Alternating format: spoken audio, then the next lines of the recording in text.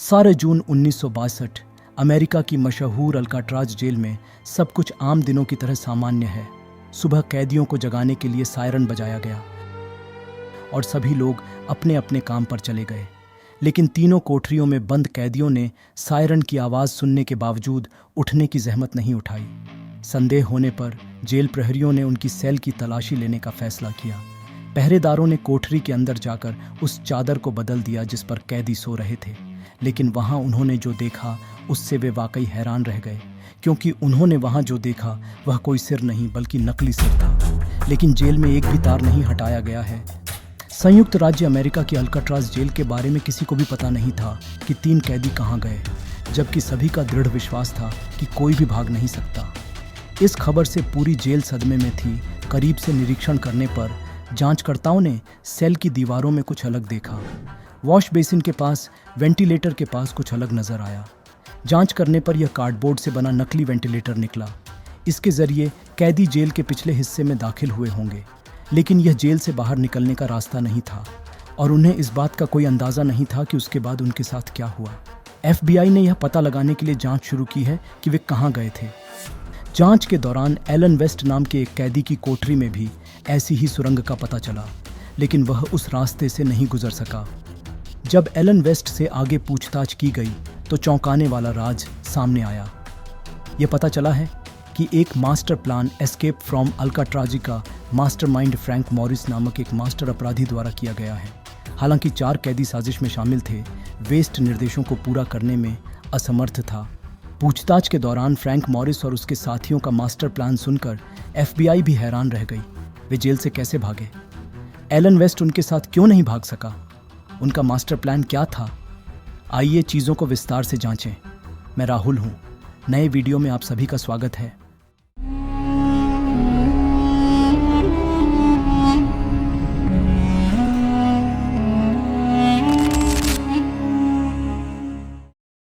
San Francisco खाड़ी, California, संयुक्त राज्य अमेरिका के मध्य में अल्काट्राज उस समय दुनिया की सबसे सुरक्षित जेल थी। यह जेल 1930 से 1963 तक कार्यरत रही। चूंकि कारागार समुद्र से घिरा हुआ था, अतः वह अत्यंत ठंडे पानी से घिरा हुआ था। उस समय अल्काट्राज स्नान के लिए गर्म पानी की सुविधा वाली एकमात्र जेल थी। ऐसा इसलिए होता है क्योंकि जो कैदी नियमित रूप से गर्म पानी से नहाने के आदी होते हैं, अगर वे जेल से भागने की कोशिश करते हैं तो उनका शरीर आसपास के पानी की ठंडक बर्दाश्त नहीं कर पाता। साथ ही बहुत ऊंची दीवारें और 24 घंटे खड़ी सुरक्षा, लगातार बंदूकधारी गार्डों और कभी कभार सेल की जांच के बाद जेल के अंदर से भागना बेहद मुश्किल है। अल्काट्राज कट्टर अपराधियों, भगोड़ों, अन्य जेलों के उल्लंघनकर्ताओं और मानसिक रूप से बीमार जैसे हाई प्रोफाइल कैदियों के लिए अंतिम सहारा था। 20 जनवरी 1960 फ्रैंक मॉरिस और जॉन एंगलिन और क्लेरेंस एंगलिन, जिन्हें एंगलिन भाइयों के नाम से भी जाना जाता है, अल्काट्राज जेल में नए कैदी थे। इसमें जॉन और क्लेरेंस भाई हैं जो जॉर्जिया के बैंक लुटेरे हैं। अन्य जेलों से भागने का प्रयास करने के बाद दोनों को अल्काट्राज में स्थानांतरित कर दिया गया। 1926 में जन्मे फ्रैंक मॉरिस का कई अपराधों का इतिहास रहा है। मॉरिस, एंगलिन भाइयों की तरह अन्य जेलों से लौटने के कई प्रयास किए गए। जब जेल में उनका जीवन सुचारू रूप से आगे बढ़ रहा था, तब उनकी मुलाकात एलन वेस्ट नामक एक अन्य कैदी से हुई। वहीं से कहानी शुरू होती है। एलन वेस्ट एक कैदी था जो उनसे 3 साल पहले अल्काट्राज पहुंचा था, इसलिए उन्हें जेल की भौगोलिक स्थिति का अच्छा ज्ञान था। दोषियों के पास सभी बुनियादी सुविधाओं से युक्त जेल थी। पुस्तकालय सहित अन्य सुविधाएं मौजूद थीं, परंतु प्रत्येक के लिए नियत समय था। जेल के कैदियों को भी वहां काम करके कमाने की सुविधा थी। वे जेल परिसर में पेंटिंग और सफाई जैसे काम करते थे। इसीलिए एलन जेल के हर हिस्से को जानता है। एक दिन जेल की छत की सफाई करते समय उनकी नज़र एक वेंटिलेटर पर पड़ी। यह इतना बड़ा था कि एक व्यक्ति उस पर चढ़ सकता था। एलन को एहसास हुआ कि अगर वह इसके माध्यम से चढ़ गया तो वह अल्काट्राज जेल की छत तक पहुंच सकता है। उस दिन जेल में भोजन करते समय एलन ने पास की कोठरी में एक कैदी फ्रैंक मॉरिस के साथ अपनी योजना साझा की। भागने का उपाय सोचते हुए फ्रैंक एंगलिन भाइयों को अपने साथ ले गए, इसलिए उन चारों ने वहां से भागने का फैसला किया। उसके लिए एक उचित योजना तैयार की जानी चाहिए। जेल के पीछे एक छोटी अप्रयुक्त गली थी। यहीं पर जेल का सीवेज पाइप था। वहां पहुंचने पर उन्हें एहसास हुआ कि वे पाइप के माध्यम से चढ़ सकते हैं और उस वेंटिलेटर तक पहुंच सकते हैं जो उन्हें पहले जेल ब्लॉक के शीर्ष पर मिला था, वहां से सीधे छत पर। लेकिन अगर वे योजना को लागू करना चाहते हैं तो उन्हें पहले उस सेल से बाहर निकलना होगा जिसमें वे रहते हैं। उन्हें जल्द ही ऐसा करने का एक तरीका मिल गया। उनके सेल के अंदर वॉश बेसिन के नीचे वेंटिलेटर, सदियों पुरानी जेल की दीवारें पाइपों से आने वाली समुद्री हवा से क्षतिग्रस्त हो गई थीं। वेंटिलेटर को धीरे धीरे वहां से हटना चाहिए ताकि उनके अंदर जाने के लिए पर्याप्त बड़ी सुरंग बनाई जा सके। इस उद्देश्य के लिए उन्होंने जितने भी हथियार बन सकते थे संगठित किए।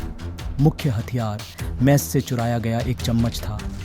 चम्मच चुनने का उनका कारण यह था कि इसे छिपाना मुश्किल नहीं था, इसीलिए वेंटिलेटर के छेद को चम्मच की मदद से धीरे धीरे बड़ा किया गया। उन्होंने चम्मच से कंक्रीट में ड्रिलिंग करते समय शोर न करने की तकनीक का इस्तेमाल किया।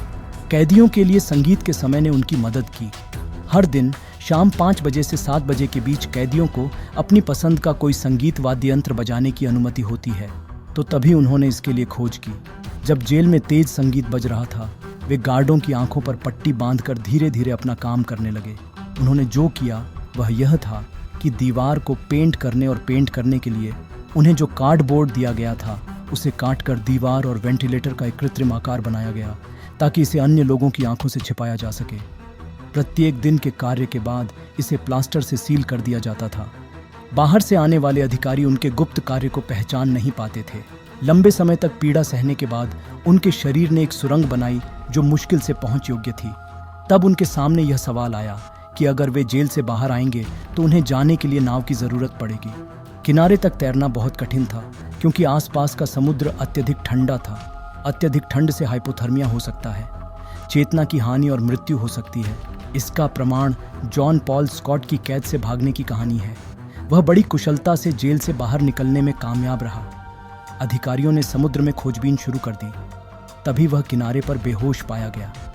वह किनारे तक पहुंच गया, लेकिन किस्मत ने उसका साथ नहीं दिया।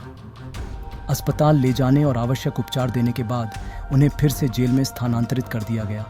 यह जानकर उन्होंने समुद्र पार करने के अनेक उपाय सोचे। एंगलिन बंधु सबसे पहले नए प्रकार का बेड़ा बनाने का विचार लेकर आए थे। उन्हें यह विचार जेल की लाइब्रेरी में पढ़ी गई एक पुस्तक से मिला। इसमें जैकेट के साथ बेड़ा बनाने के बारे में एक लेख था। इसलिए उन्होंने काम पर दिए गए रेनकोट को फाड़ने और उनका उपयोग एक बेड़ा और लाइफ जैकेट बनाने के लिए करने की योजना बनाई। उन्होंने दूसरों की मदद से वहां से यथासंभव रेनकोट चुराए। उन्होंने 50 से अधिक रेनकोट चुरा लिए, लेकिन उन्हें इतने सारे रेनकोट और निर्माण उपकरण रखने के लिए जगह की ज़रूरत है। इसके लिए उन्होंने जेल ब्लॉक के ऊपरी हिस्से को चुना। उन्हें वहां जिस समस्या का सामना करना पड़ा उसे जेल ब्लॉक के सामने अधिकारी की सीट से देखा जा सकता था। अगर उधर ध्यान गया तो सारा प्लान चौपट हो जाएगा। इसके लिए उन्होंने एक और तकनीक का इस्तेमाल किया। एलन ने जेल ब्लॉक की सफाई करते समय उसके ऊपरी हिस्से पर अच्छी तरह से धूल जमा दी। नीचे के अधिकारी एलन से बहुत नाराज थे। धूल गिरने से बचाने के लिए जेल के शीर्ष को कंबल से ढक दिया गया था। जेल अधिकारियों को एलन की तकनीक में कुछ भी असामान्य नहीं लगा। सौभाग्य से किसी ने ध्यान नहीं दिया कि जेल से इतने सारे रेनकोट चोरी हो गए। आगे हमें बेड़ा बनाने की जरूरत है। इसके लिए आपको वहां रात के समय जाना होगा। चूंकि वहां हमेशा गार्ड रहते हैं, इसलिए अगर वे निगरानी के दौरान सेल के अंदर कैदियों को नहीं देख पाते हैं तो ये एक समस्या बन जाती है। इसलिए उन्हें अपने आकार की एक डमी उस स्थान पर रखनी पड़ती है जहां वे कोठरी में लेटे होते हैं। उन्होंने जेल से ही डमी बनाने के लिए आवश्यक सामग्री पर हस्ताक्षर किए। डमी बनाने के लिए उन्होंने साबुन, पेस्ट, टिश्यू पेपर और कंक्रीट पाउडर का इस्तेमाल किया। साथ ही असली दिखने के लिए बालों को सिर पर बांधा हुआ था। उन्हें जो बाल मिले वे जेल की नाई की दुकान से मिले थे। 2 महीने की मेहनत के बाद राफ्ट और लाइफ जैकेट का काम पूरा हो गया। वेंटिलेटर के ऊपरी हिस्से को ड्रिल करने के लिए बेकार मोटर वाली ड्रिलिंग मशीन भी बनाई। उन्होंने लकड़ी के एक टुकड़े से एक नाव भी बनाई। मॉरिस ने म्यूजिक ओवर के लिए एक स्क्वीज बॉक्स चुना। संगीत उनका लक्ष्य नहीं था। उन्हें एहसास हुआ कि वे इसका उपयोग अपने बेड़े को आगे बढ़ाने के लिए कर सकते हैं। 12 जून 1922 वह दिन था जब उन्होंने जेल से बाहर निकलने का फैसला किया। रात को खाना खाने के बाद चारों जल्दी से सो गए क्योंकि उन्हें थोड़ी देर की नींद के बाद जागना होता है। समय 12 बजे का है। डमी बिस्तर को चादर से ढकने के बाद वे दोनों अपने वॉश बेसिन के नीचे कार्डबोर्ड वेंटिलेटर को धीरे धीरे हिलाने लगे। इसके साथ ही वे एक एक कर अपने कमरों से बाहर निकलने लगे। तो उनमें से 3 लोग कोठरी से बाहर आ जाते हैं और वे चौथे के आने का इंतजार करते हैं। आधे घंटे बाद एलन कहीं नजर नहीं आया। दुर्भाग्य से प्रोजेक्ट का मास्टरमाइंड एलन अपने शरीर को वेंटिलेटर के छेद में फिट करने में असमर्थ था। वेंटिलेटर ग्रिल को पकड़ने के लिए जिस कंक्रीट का इस्तेमाल किया गया था वह ठोस हो गया था। चूंकि समय बहुत कम था, इसलिए उन्होंने केवल 3 लोगों के रूप में यात्रा जारी रखने का निर्णय लिया। एक एक करके वे पहले से खोजे गए मार्ग से जेल ब्लॉक के शीर्ष पर पहुंच गए। जाने से पहले वे एलन द्वारा बनाई गई पंगिया और जैकेट वहीं छोड़ गए थे। उन्होंने यह सोचकर इसे वहां रख दिया कि अगर एलन बच गया तो वह इसे ले सकता है। फिर वे जेल के ऊपर लगे पाइप को पकड़कर धीरे धीरे नीचे उतरे। जेल से बाहर आने के बाद वे जेल की कंटीली तारों की बाड़ को पार कर पुराने बिजली संयंत्र के पास पहुंचे। यह महसूस करते हुए कि सर्च लाइट और गन टॉवर का ध्यान वहां तक नहीं पहुंचेगा, वे बेड़ा में हवा भरकर निकल जाने के लिए तैयार हो गए। इसके बाद उन्होंने अपना बनाया बेड़ा पानी में उतार दिया। इस समय तक एलन जेल से बाहर निकल चुका था और जेल ब्लॉक के शीर्ष पर पहुंच गया था। तब तक वे तीनों बेड़ा लेकर भाग निकले थे, इसलिए प्रोजेक्ट के मास्टरमाइंड एलन को अपने सेल में वापस जाना पड़ा। सुबह कैदियों को जगाने के लिए सायरन बजाया गया और सभी लोग अपने अपने काम पर चले गए, लेकिन तीनों कोठरियों में बंद कैदियों ने सायरन की आवाज़ सुनने के बावजूद उठने की जहमत नहीं उठाई। संदेह होने पर जेल प्रहरियों ने कोठरियों की जांच की और उनके भागने का पता चला। जब सभी की कोशिकाओं की जांच की गई तो एलन वेस्ट की कोशिका में भी ऐसी ही सुरंग पाई गई। बाद में जब एलन से विस्तार से पूछताछ की गई तो हकीकत पता चली। पूरे समुद्र में संदिग्धों की तलाश की गई, लेकिन कोई सबूत नहीं मिला। तो आखिरकार FBI एक स्टैंड पर आ गई।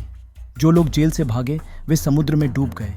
मीडिया में चर्चा हुई कि FBI ने अमेरिका की गौरवशाली जेल का चेहरा बचाने के लिए यह पद संभाला है, इसलिए FBI ने फिर से संदिग्धों की तलाश शुरू की।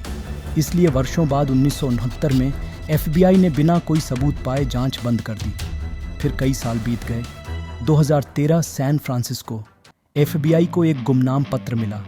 पत्र में कहा गया है कि यह जॉन एंगलिन द्वारा लिखा गया था। हम उस दिन अपनी भागने की योजना में सफल हो गए। क्लेरेंस और मॉरिस की कुछ साल पहले मृत्यु हो गई। मैं अब 81 साल का हूँ। मैं इस समय कैंसर से पीड़ित हूँ। मैं अब पुलिस के सामने आत्मसमर्पण करना चाहता हूँ। इतने सारे फर्जी पत्र थे कि FBI ने इसे गंभीरता से नहीं लिया।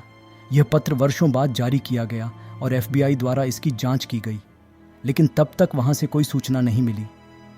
हालांकि उनके साहसिक कारनामे की कहानी दुनिया जानती है, लेकिन बाद में उनका क्या हुआ यह एक अनसुलझा रहस्य बना हुआ है। आज अल्काट्राज जेल एक प्रसिद्ध संग्रहालय के रूप में खड़ा है। अगर आपको वीडियो पसंद आया तो कृपया इस तरह के और वीडियो पाने के लिए चैनल को सब्सक्राइब करें और दूसरों के साथ शेयर करें। फिर मिलेंगे एक और नए वीडियो के साथ।